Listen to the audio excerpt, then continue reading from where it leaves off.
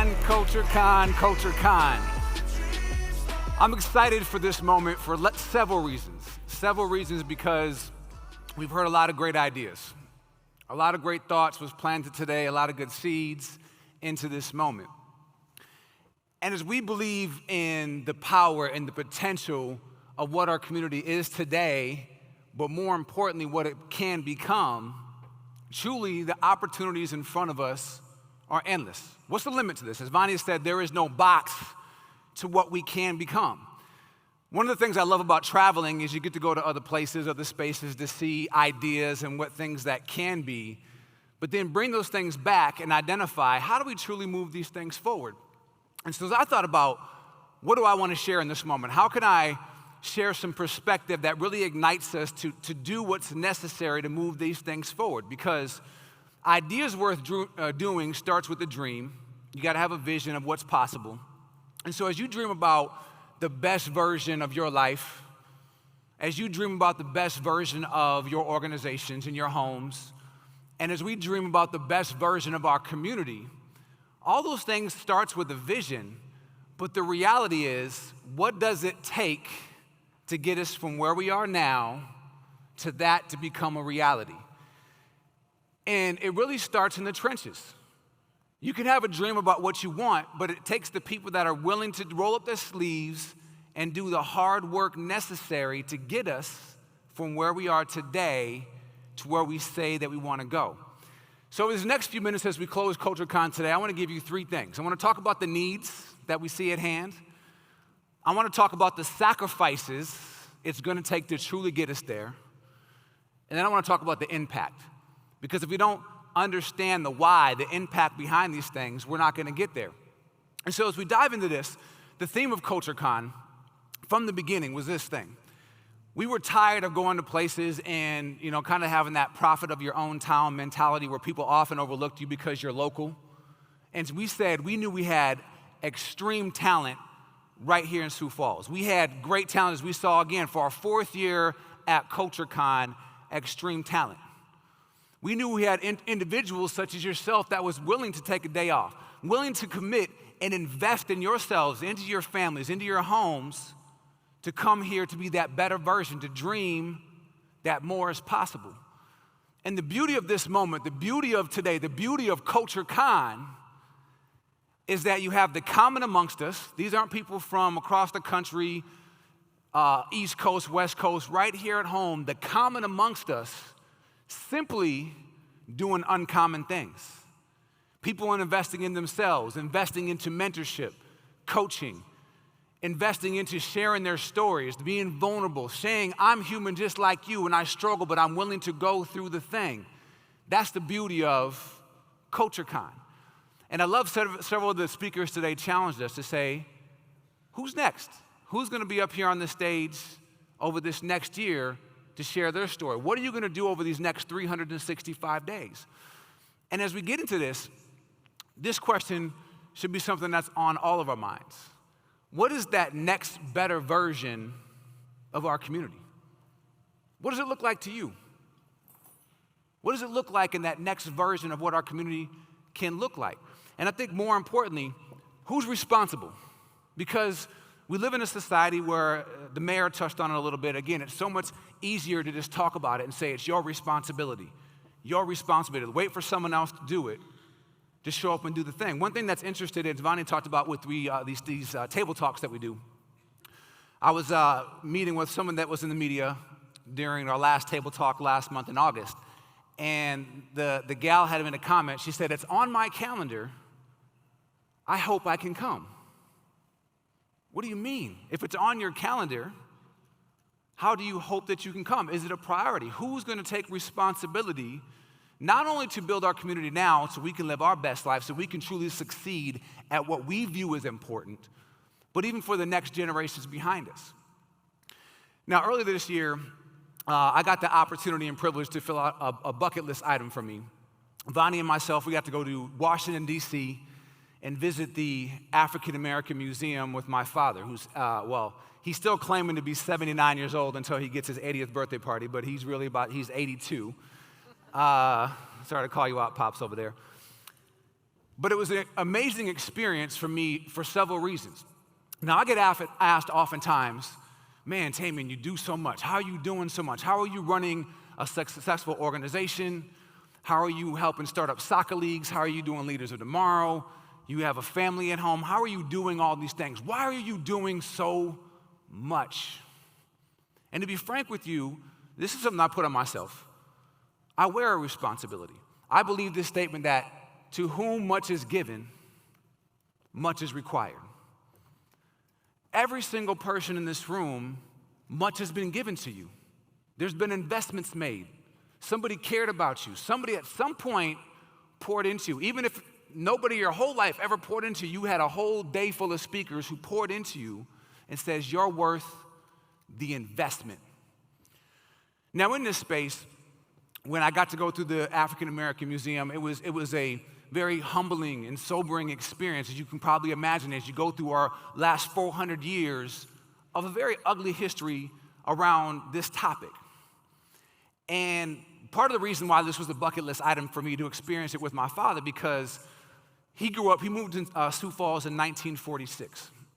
And at Current, Bonnie and I Think 3D, we office on the south side of 8th Street. When he was growing up in this very community, if you were a person of color, you couldn't go south of 8th Street. He didn't have the same opportunities that I currently have.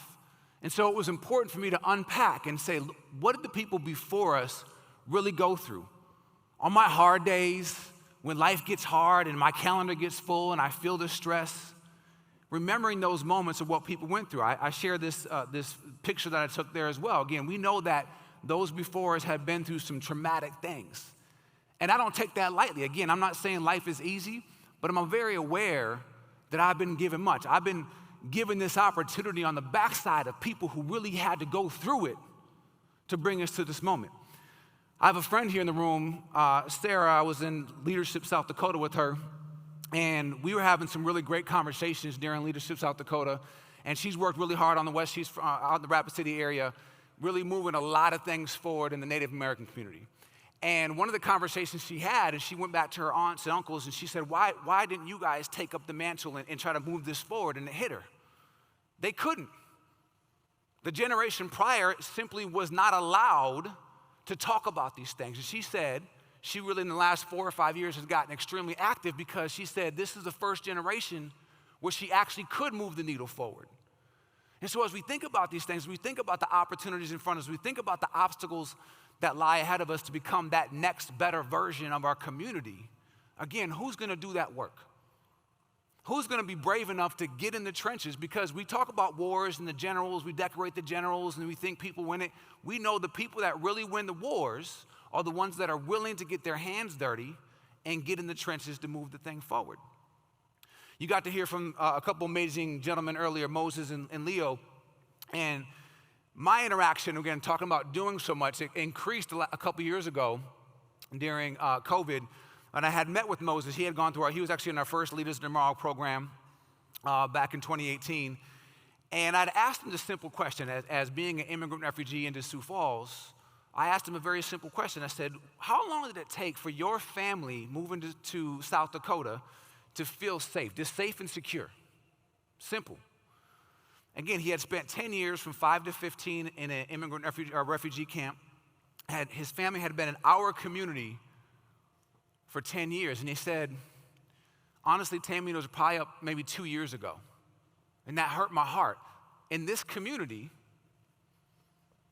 8 years for his family to feel safe and secure. Now, growing up, we didn't have the greatest upbringing. We got evicted before, but we always landed on our feet. We always found a place to live. And I know in our country right now, people often run from this saying of privilege. But in that moment, I knew that was American privilege. I know that even that we didn't have, all the greatest things in the world, again, we always landed. We knew how to make it. We knew how to do those certain things. So safety and security wasn't even a question. And as we think about these needs, this next better version of our community, one word or one statement that comes up for me in this space is an ideal community is a welcoming community. And that's a question for me as I was growing up in the school district. We had about 5% diversity. So we'll get back in the 80s when I was growing up through our school district, about 5% people of color. Today, over 40% diversity and growing. As we grow now to 210, 250,000 people, a large percentage of those are going to be people from other places, and a lot of them from other countries. And so again, this idea of an ideal community, part of that equation has to be, are we a welcoming community? See, I know something intimate about being othered. So again, you can imagine being a person of color going through grade school. We often know that little boys and little girls can say some really nasty things, and especially at that age, back in the 80s, they knew specifically what word not to say. And when they said it, I would get in fights. And it was very clear. I was othered. I didn't quite belong amongst the majority. I remember an instant when I was probably about 4th or 5th grade. I was at the pool. This little girl comes up to me. She says, "My friend thinks you're cute." 5 minutes later, comes back. "Never mind, your lips are too big." And in that moment, again, I was othered. I realized I didn't quite belong. A very traumatic event happened to me in middle school. I had about 8 to 10 friends. We were all friends, and I had gotten a fight with one of my best friends over something. And every single one of our friends chose his side, to the point where I would call a few of them up and say, "You ain't got to fake it. If you don't want to be friends, just hang up." Click, click, click. I know what it's like to be othered. And that's a very deep thing for me, why Moses' story hit me, because again, what would it be like to move your whole family to a country that you don't know anything about, don't quite speak the language, and to feel like I don't quite belong? No one's really helping me feel welcomed. And so this is the question, as we talk about the needs, we can look at so many needs in our community. One thing I love about Sioux Falls, we keep making these great lists of places to live. There's so many phenomenal things about Sioux Falls. But for us to truly be that next better version of who we're capable of becoming, these are several of the needs that we're going to have to address, that we have to tackle head on. And the question is, who's going to do this work? A year and a half ago, we expanded our Leaders of Tomorrow program to the Justice Impacted. These are individuals, I'll be frank, our community is failing those who have been justice impacted. Okay, you do a crime, you do your time, but there's no rehabilitation. When you get out, the impediments are huge, and you're expecting people to somehow know how to be successful. One quick story, a gal that's in our Leaders of Tomorrow Justice Impacted program, she was drinking by age of 8. You tell me what chance in hell she ever had to succeed. And this is one story. I can go on and on and on. You can talk about a tipping point, trace back to any community, take an Omaha or other communities. That tipping point was when they hit about 250,000 people. Same number we're about to hit in Sioux Falls. One of the tipping point moments is when they hit 50% poverty rate in their school system. Anyone want to take a guess where we're at in terms of poverty rate in our school system? About 50%. Tipping point. We could talk about homelessness. Our office is on 8th and Road. If you've ever driven down 8th Street, again, we have this homeless situation where a lot of people are saying, how do we deal with it? How do we deal with it? How do we help? And you can go on and on with these things. Again, are we investing into our nonprofits, taking care of the people who are taking care of the people?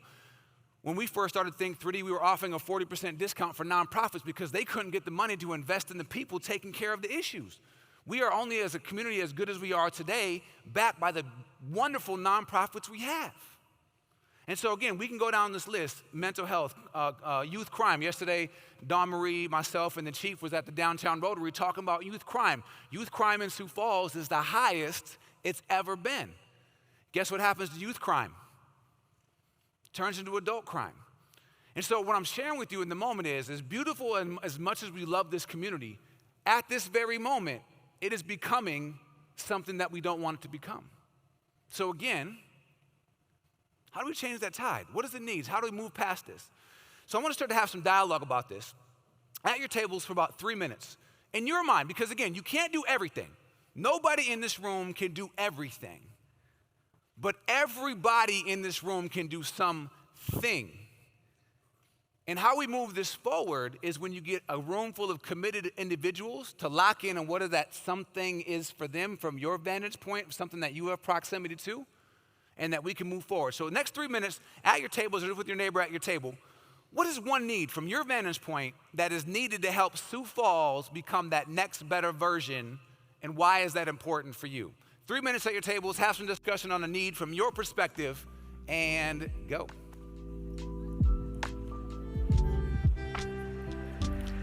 All right, let's bring it back as a group in 5, 4, 3, 2, and 1.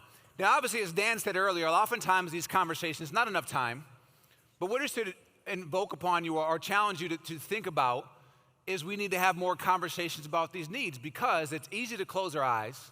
It's easy to wait for someone else to do it. But ultimately, the question we have to ask ourselves is really around sacrifice. Now, the sacrifice is to give something up of value for another thing.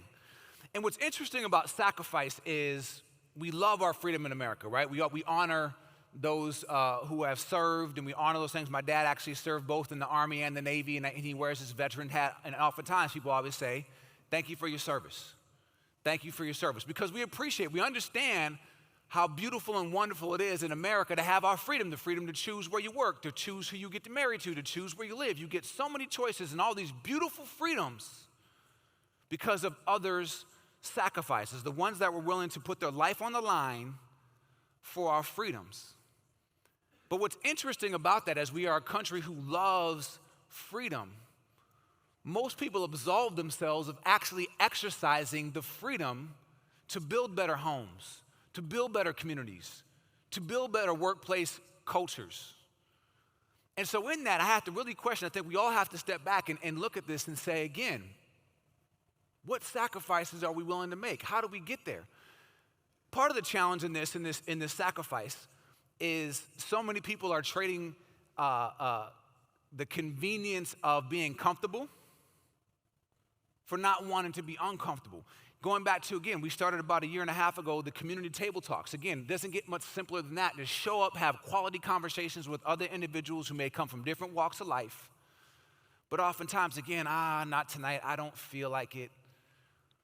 And again, as we talk about dreams, talk about dreaming for our life, dreaming for that next generation, dreaming for what's possible, if it's not convenient in the moment, we won't do it. And so what are we really willing to sacrifice to get what we say that we want personally, professionally, and again, as a community? Now, you talk about sacrificing, these two beautiful faces right here. When you see me out in the community, when you see me doing things, this is part of what I'm sacrificing. These are my two youngest, Sanaya and Amira. And it's not just about doing things and justifying it later. I'm a huge proponent of those who are closest to you, who you say you do it for, because what's interesting about this is people say, I live for my family, I do these things for my family, but oftentimes your family didn't ask you to do that. I heard a story recently, I forget where I heard it, but it was a gentleman working a lot of hours, and his young child at home had basically said, how much do you make per hour? And he was a little annoyed with it, like, it's really none of your business, you're too young to understand, but fine, it's like, I make like $100 an hour. Broke it down, I make about $100 an hour.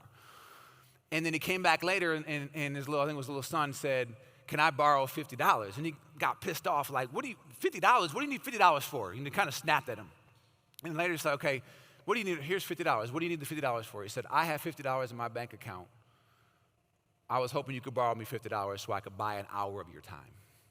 And that's one of the saddest things if you get to that moment where you say, I'm doing all these things without at least inviting your family into the process. The people that you say you're doing it for, invite them into the process. It was a couple years ago, my youngest, Amira, she said, Dad, you work a lot. I said, that's fair, let's talk about it. So I unpacked it for her. I said, do you want, now I own my own business, so again, I get to control my calendar. I said, do you want me home 5 o'clock every single day? And the result of that is, again, we live okay, we live in a decent house. I said, vacations may look a little different, and maybe by car, or maybe a little less. Or Dad will come home probably 2 or 3 days a week, a little bit later, 7, 8 o'clock. Weekends, I'm all theirs. And then we still get to vacations to Disney World and those things like that. Her answer was, see you at 8 o'clock. Right? And again, I invited him in the process, and beyond just the money, because it's not about the money, it's not about the homes, it's not about the things and the stuff. I'm also sacrificing for this next generation. I'm sacrificing because I'm very keen on all those impediments we talked about in our community.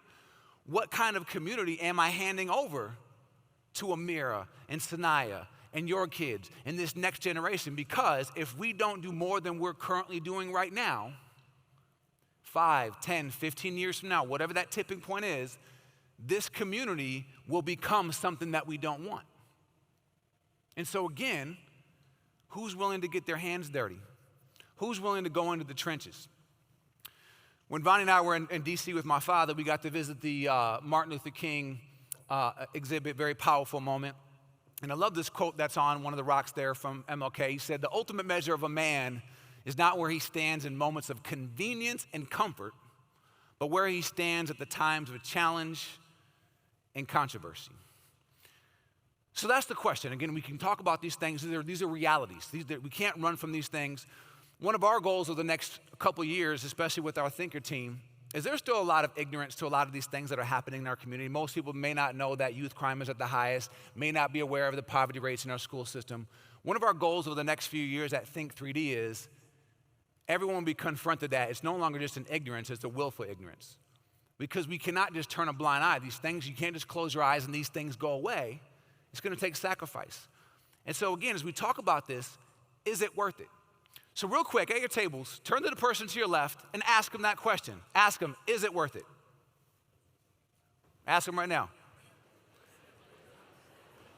Now, turn to your person on the right and answer that question. Yes or no? Now, as you answer the question, ask yourself 2 questions. When they answer the question, is it worth it? A, do you believe them? And B, more importantly, do you believe you? One of my favorite quotes by Les Brown, who's a motivational speaker, he says, "Want shows up in conversation, expectation shows up in behavior." It's easy to go to a conference and talk about things, right? But even as you're missing work, what's piling up for you? Work, emails.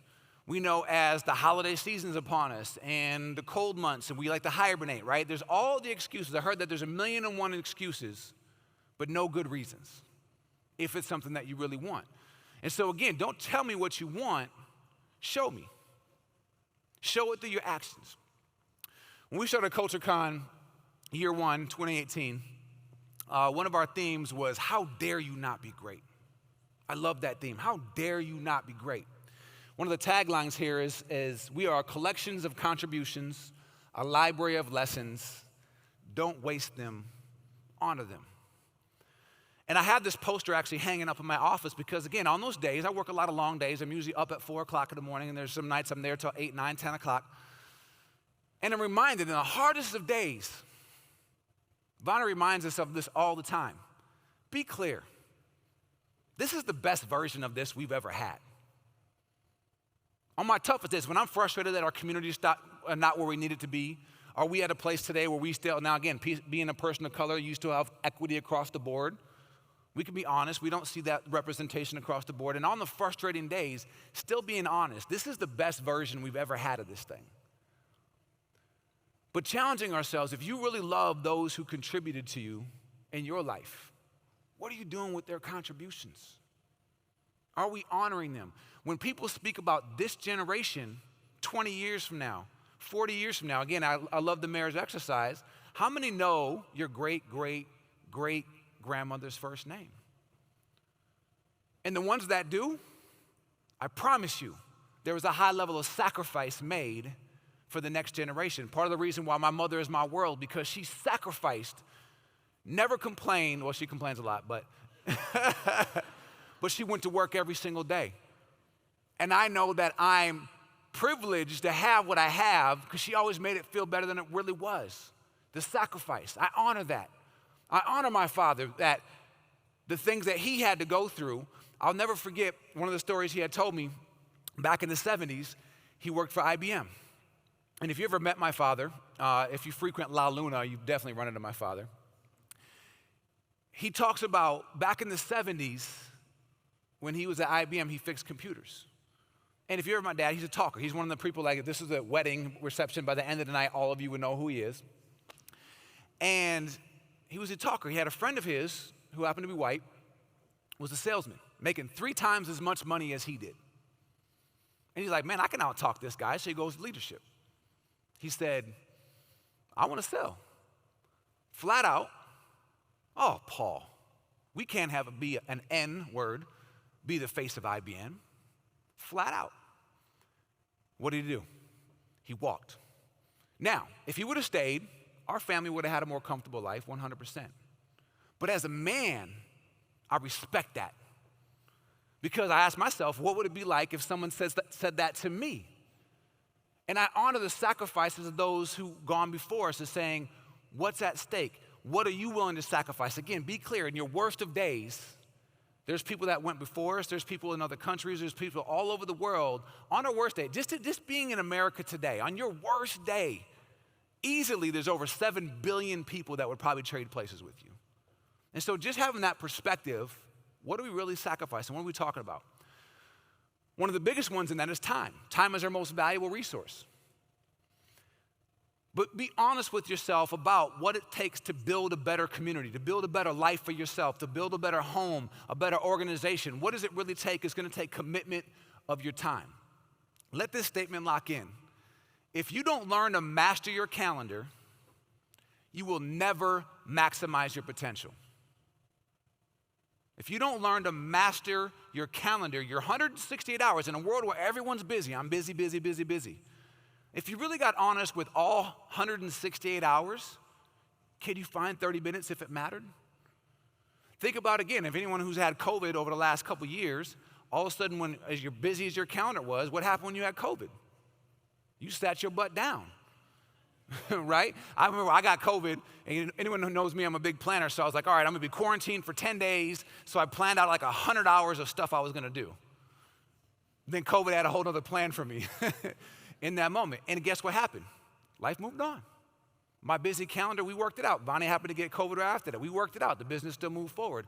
And so again, where are we going to get the time? Because Bonnie always says that you cannot find time. It's not hiding from you. Where are you going to prioritize the time? But part of this, as we have to be honest, is we have to get intimate with the opportunity cost. What is at stake if we don't do something about this? What are you losing if we don't actually move these things forward? So let's take 2 quick minutes at your tables. Ask yourself that question. If you don't get in the trenches, if you don't move the things forward, if you don't sacrifice the thing, what is the potential opportunity cost in your homes, within yourself, or within this community? 2 minutes at your tables. What's the opportunity cost if we don't make the sacrifice? And go.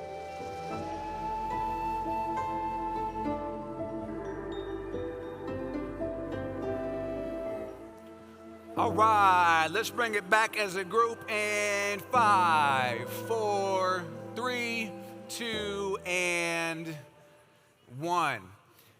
Now, if you've ever been involved in a Think 3D training, you probably heard this statement one time or another, that success lies on the other side of I don't feel like it. If you want success in your life, where you're gonna find it is on the other side of those moments where I don't feel like it. If you wanna be healthy, you're gonna have to face those mornings where you have to get up. I don't feel like working out, but you gotta do it anyway. If you wanna have a healthy relationship, you're gonna have moments of doing things and compromising when you don't feel like it. If you wanna have a healthy organization or a healthy community, you're gonna have those moments where it's inconvenient, uncomfortable, having the tough conversations, showing up on a Tuesday night after you worked all day, doing some of those things. You're gonna have to push through those moments of I don't feel like it. But it's important to be able to close your eyes and be able to see the other side. What are you fighting for? What is the impact that you're really fighting for? And when I think about impact, I think about the audacity of those before us to dream. Take Martin Luther King again, who I quoted earlier. The audacity to believe that these things were possible, even when he was very clear he wasn't gonna make it there. He knew that.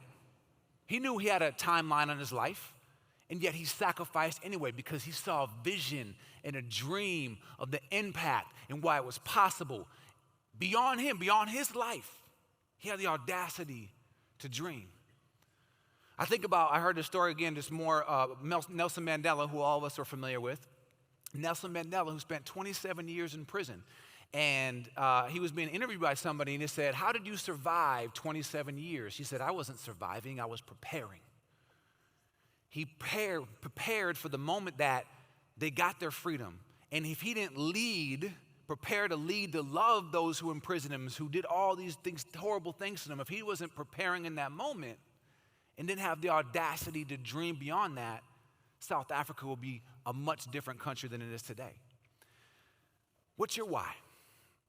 This is a big question. Simon Sinek has obviously talked about what's your why. But it goes so much deeper than that, because most people would say, your why, I do it for my family, I do it for my kids, those type of things. And again, all that's noble. Often, guys, we often say this, I would die for my family. Again, that's a very noble thing, but it's easy. Why? 99.99% of the time, you're never gonna get called on it, where you actually have to take a bullet for your family. The hard part is, will you commit to live for your family? Part of my why isn't just to give stuff to my girls, it's to show them how to live. Bonnie referenced this earlier, but when we do trainings with folks, if you've ever been in a power or culture session, you've been confronted with this idea. Actually, Dawn Marie talked about it earlier as well.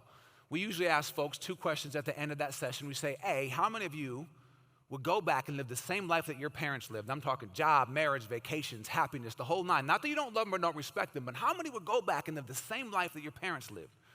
At best, you get about 3%. Most of us are hell no, right? Then we ask the deeper question, how many of you at current are living a life that your kids, your future kids, would want to live in? And maybe 3%.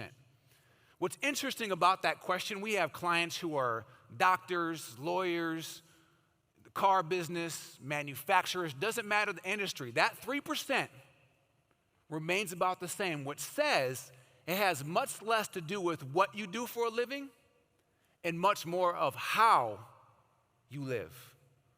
One thing that gives me confidence, my oldest daughter, she's 25, and she has shared several letters with me saying, you showed the model of it. I ask them all the time, I said, how many people know more than 5 people who are genuinely living their best life?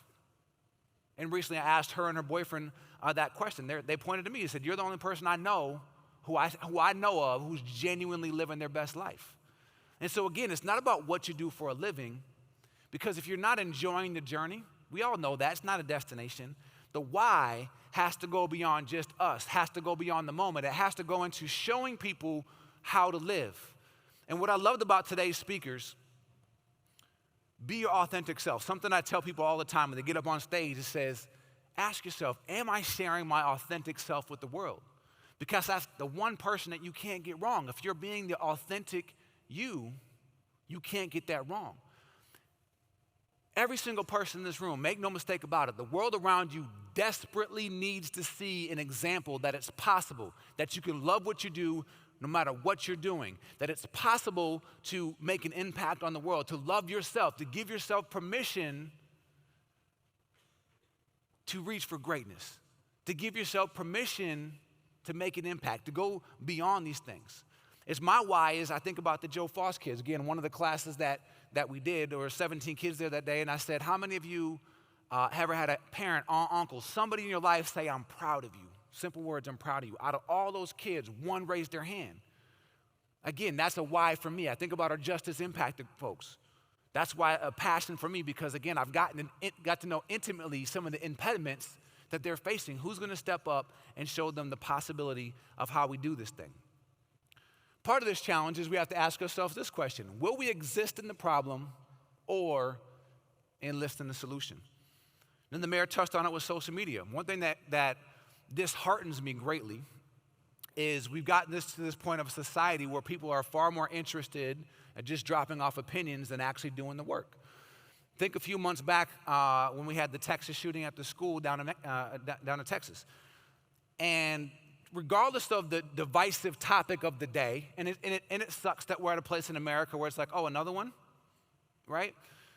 Whether that's, again, Roe versus Wade, whether that's the politics of the world, all mask, no mask, no matter what the topic is, you see an exponential amount more people dropping off opinions than showing their ass up and actually making a difference.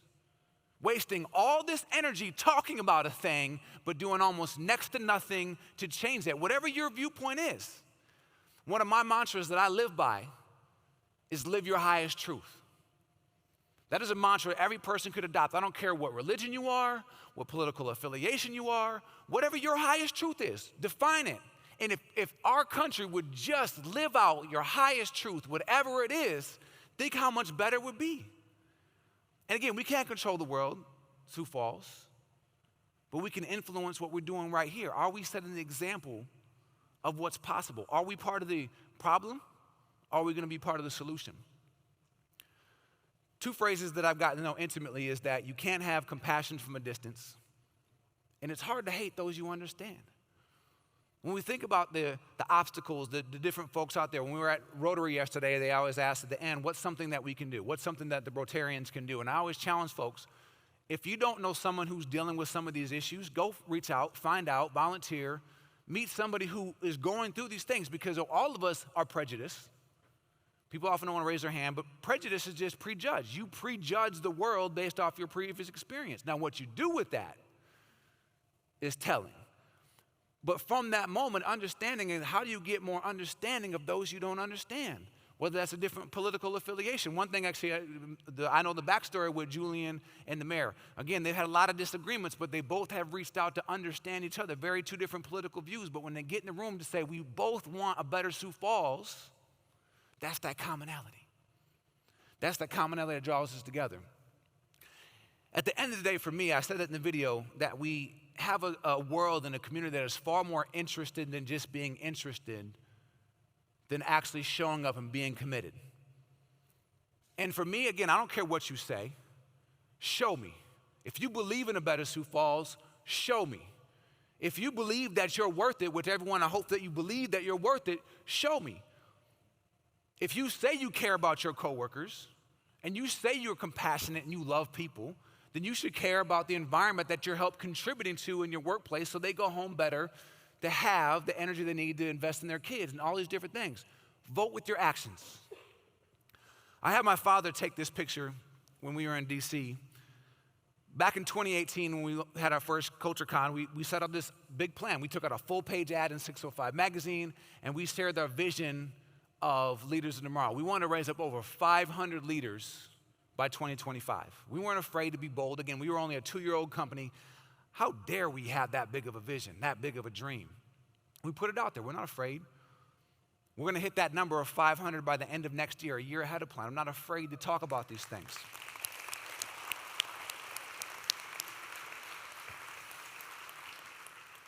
This was a moment, Bonnie said, we need to build a compound. I'm talking X-Men type of compound. If you know, again, Bonnie talked about he starts with big ideas, and I'm his partner, says, hell yes, take this picture, this moment. I don't know when, I don't have a date for this one, but it's going to happen. Mark my words, we will have a Think 3D compound where we're taking care of the holistic family, where youth can come, and their parents can come, and people can come to get better. I say this out loud, you ain't gonna hear me talking a lot about it. You're gonna see me taking a whole lot of action towards it. So as we think about this, what I wanna do is I believe that you all showed up here today because you want more for yourself, your organizations. We all believe more is possible. We all know there's more potential inside of us. But we don't get there without being willing to get into the trenches, to make the commitment. Forget you're interested. What are you committing to? So let's take 3 quick minutes at your tables, and I want you to share. Let's say you bought your ticket for next year. So you know 365 days from now, you're going to show up in the same room, same table, same people. If you had to pick one thing to show up next year, to commit to moving forward, to make an impact, it could be something working on yourself, could be working on your organization, doesn't matter. Everything's on the table. What's one thing that you would be willing to pour your energy into over the next 365 days to help make our community, our world, yourself better, and why is that important to you? 3 minutes, commit at your tables what that is for you, and go.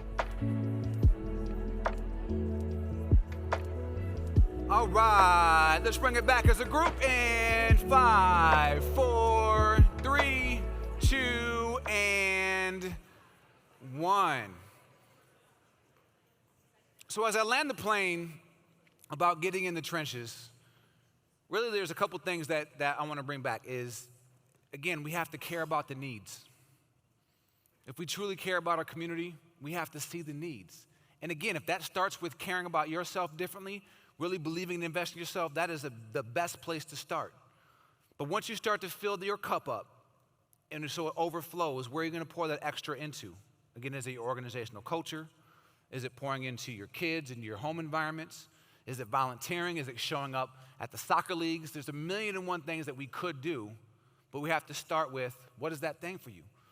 And what gets people to actually take action is when we actually count the opportunity cost. We have to get honest. Again, this stuff is documented. We're on camera. This is video. If we don't do more than we're doing today, Sioux Falls, I don't know if it's 5 years from now, 10 years from now, Sioux Falls will become a community that we don't want it to be. That's the facts on the table. So we have to look at that and see what's the opportunity cost if we don't do anything, if we don't follow through on that, which then leads us to the last one, which is commitment. We can no longer just be interested and think we're some magic special community that is immune to the ills of growing without investment. Go back to that core saying at Think 3D that we talk about all the time. A culture will emerge whether intended or not. But if it's not one that we invest in, it's one that we pay for. And the measurement cannot just be in the results, the outcome. Let the measurement be in the investment. If we say we're committed to these things, we say we're convicted of these type of things. Again, I hope everyone in the room, including myself, that we leave here partially convicted that more has to happen. And do we believe it in enough where if you had to step into the court of law a year from today and you got called to the stand, what evidence will you show up to say, I believe in bettering our communities. I believe in bettering our culture. I believe in bettering myself. What evidence would you have to support in a court of law to say, here's my evidence that I believe in these things, I'm committed to these things, etc.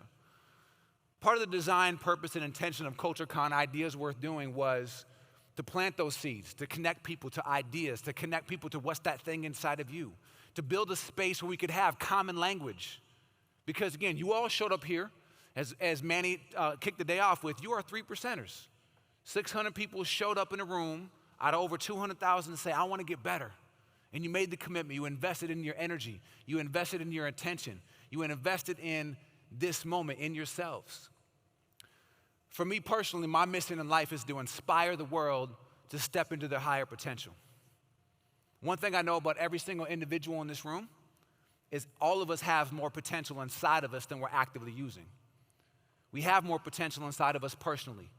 We have more potential inside of us to invest into our homes. And we have more potential inside of us to invest into our communities. And so as we leave here today, let us leave inspired. This is kind of a convicting message. It's meant to, because again, there's real work to be done, and it's only done in the trenches. I have this plaque on my desk that has the word inspire, and on it says the Latin for that is to breathe into. And so as we think about how you're leaving here today, as you heard Manny talk about investing into youth and investing into ourselves, as you heard Dawn Marie talking about the idea of what worth doing, of investing in yourself, making sure that's an importance, as you heard Angela's phenomenal story about being brave enough to say yes to move things forward, or Audrey killing the stage talking about, again, just sharing your warm smile with the world, Heather being brave and vulnerable about sharing your story, giving people permission to talk out loud. Hearing Benson's story, a man that came from Kenya and all of a sudden is now in Sioux Falls making a huge impact, not only in this city, but in this state. And then the mayor challenging us to build better relationships. That was our goal, that you came here, got some ideas, that you left inspired, and that you believe that it's possible. So my goal is that you leave here, even if it was just one notch higher, believing for better, believing for higher, that you can make a difference in the world, starting with your own, one idea worth doing at a time. Thank you.